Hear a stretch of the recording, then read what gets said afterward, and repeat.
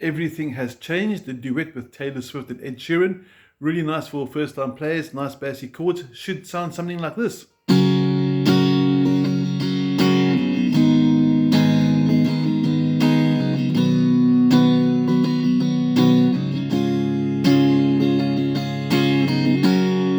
Now, step one, we're going to walk you slowly but surely through the bassy chords. Before we get started, remember your capo must be at fret number 4. It says so at the top of the PDF, and I'm assuming you do have the PDF with you. And chord charts are there. The finger numbers are in light blue on the diagrams as well if you look at your PDF file. And the first chord we're going to kick off with is a D chord. Finger 1, finger 2, both in the second fret after the capo, which is at fret 4.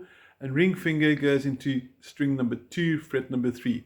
D chord, strum from the 4th string down. Should sound like that.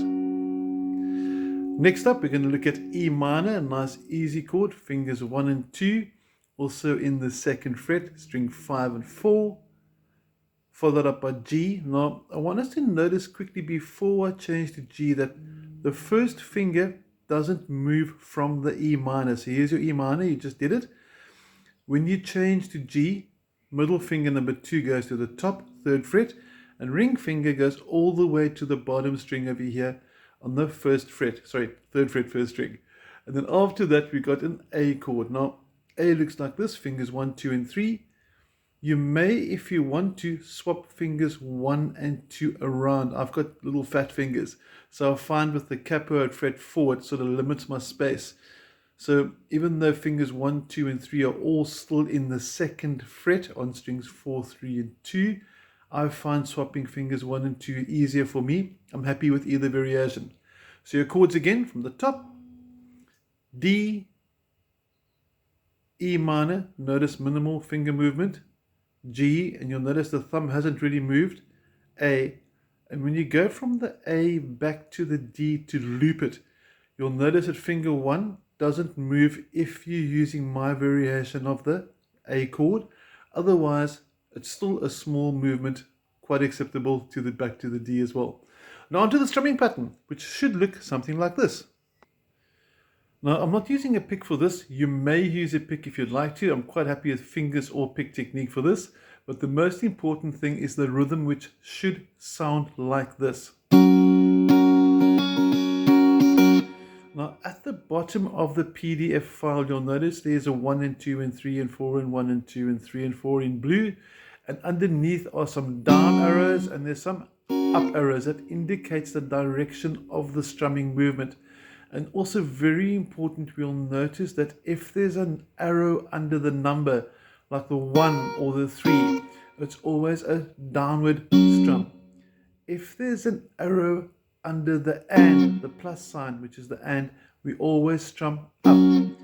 So once we got that movement, you can see my hand is now beginning to sort of get into automatic mode. So it's 1 and 2 and 3 and 4 and 1 and 2 and 3 and 4 and.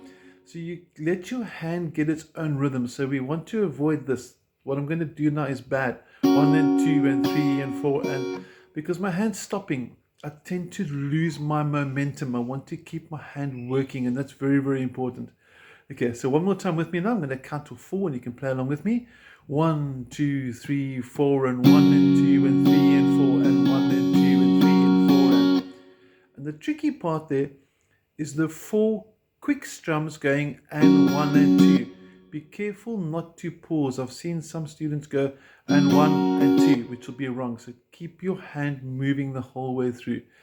One more time with me. 1, 2, 3, 4 and 1 and 2 and 3 and 4 and 1 and 2 and 3 and 4 and. That's your basic rhythm for the song.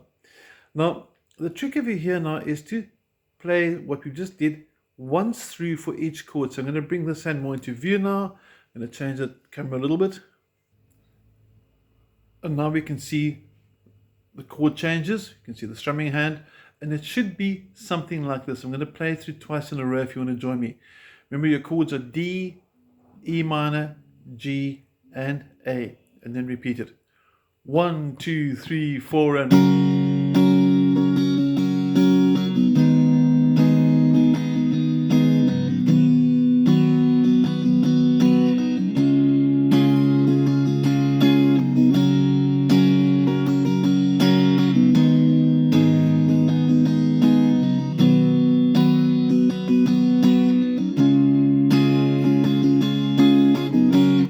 That in essence is the basics that you need for Everything Has Changed by Taylor Swift. Now, there is a bridge after the second repeat of the pre in the chorus, which is going to go to a B minor. So I'm going to focus quickly on our fretting hand again. For the B minor, I'm going to give you two options. The basic B minor, finger 1, fret 2, string 1, like that. Finger 2 goes to the second string, 3rd fret, and then ring finger 3 and pinky 4 go to the 4th fret after the capo on strings 4 and 3 accordingly. That's my B minor. Now for some of those that are slightly more intermediate to advanced and would like to do a bar chord B minor, I would encourage that because it helps you get a fuller sound. So with a B minor like this now, we can strum all the strings. With a B minor like that, and you'll notice that the only finger that's really moving, or changing rather, is the first finger. Bar chord, standard, open chord. Just that. And the advantage of the bar chord is I can strum all the strings. With the normal one, only the bottom 4, and I'm hoping you can hear the difference from a full, nice, warm sound and a slightly less warm sound. You can hear that one string came in there by accident. That was by accident. I thought I'd leave it in because the advantage of the bar chord is that you have no chance of accidentally strumming a wrong string. You can hear it's a lot thinner now. Now, very important as well, when you're going through all the chord changes, try your best. Watch my thumb. He's not going to move D, E minor, G, A, back to D, E minor. So you'll notice that the thumb isn't doing that and then this and then this and then disappearing and then popping up again. So try and keep your thumb as stationary as possible, depending on the length of your thumb. It could be slightly higher, it could be slightly lower, it could be almost gone. But be careful not to let it pop in here. I've seen this actually happen a few times. So this is really, really bad. Don't do this. Try and keep your thumb slightly above so you could see it from a mirror's point of view if you had a mirror in front of your hand. Okay, your bridge is going to go B minor, G, D, A. Same sort of vibe.